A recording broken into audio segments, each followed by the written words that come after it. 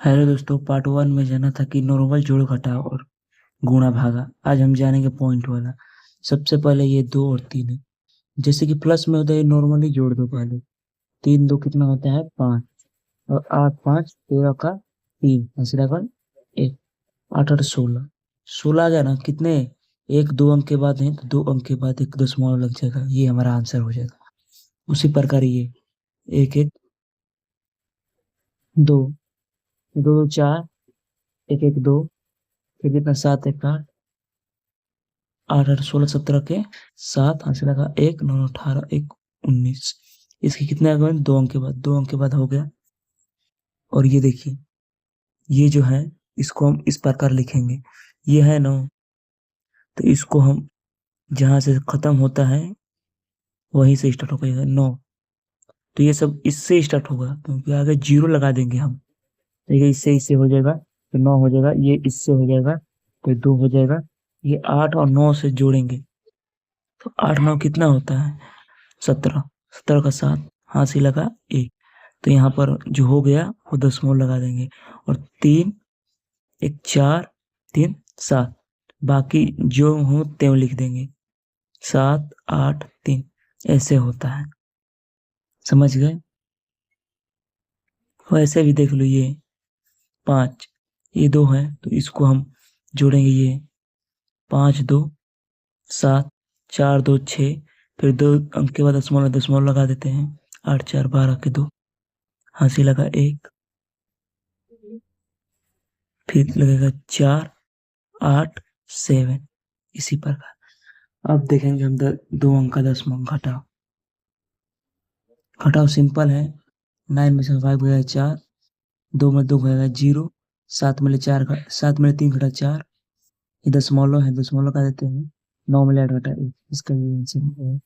इसमें देखो, यहाँ है, यहाँ कुछ नहीं है तो एक जीरो लगा देंगे। हो गया, जीरो लगा देंगे ना, तो लिख देंगे 7। पाँच पाँच, 5 में से 5 गया 0, 2 में 2 गया 0, पॉइंट तो पॉइंट लगा देंगे। 8 में से 3 गया 5, 1। इसी प्रकार होता है। देखो, 6 में से 1 गया 1 है 5, 5 में से 2 गया 3 हो जाएगा। 3 में से 3 गया 0, दशमलव लगा देंगे। 7 में से 4 गया 3। अब उसी प्रकार ये देखो, ये एक जीरो के बाद वही हो जाएगा, तो जीरो में से कुछ में से जीरो हो जाए तो वही हो जाएगा 2.5। यहाँ पर 10 में से 5 गया 5, 7 में से 5 गया 2, और 4 में से 1 गया 3। इसका आंसर हो जाएगा। अब हम दशमलव का गुणा कर सकते हैं। ये भी सिंपल है, पहले दशमलव का नॉर्मल गुणा कर लेते हैं। देखिए 0 2 7, फिर 4, 4 पंजे 20, 0, एक अंक छोड़ देंगे, हाथ से लगा 2, 4 दूनी 8, फिर इसके 0, हाथ से लगा 1, चौक 28, एक 29 हो गया। फिर 5 दूनी 10, 2 दूनी 4, 7 दूनी 14, पूरा लिख लेंगे जोड़कर। 0 2 7, 9 9 4 13 का 3, ऐसा लगा 4 2 है 7, 1।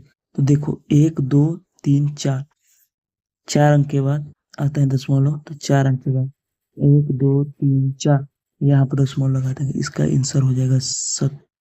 इतना समझ गए? उसी प्रकार ये देखो, 0 है तो छोड़ दें।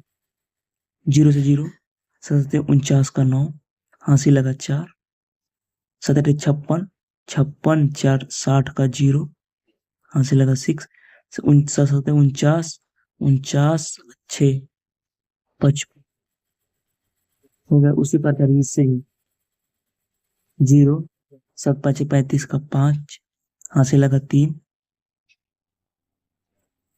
8 5 40, 3 43 का 3, हासिल लगा 4, 5 7 35 4 39,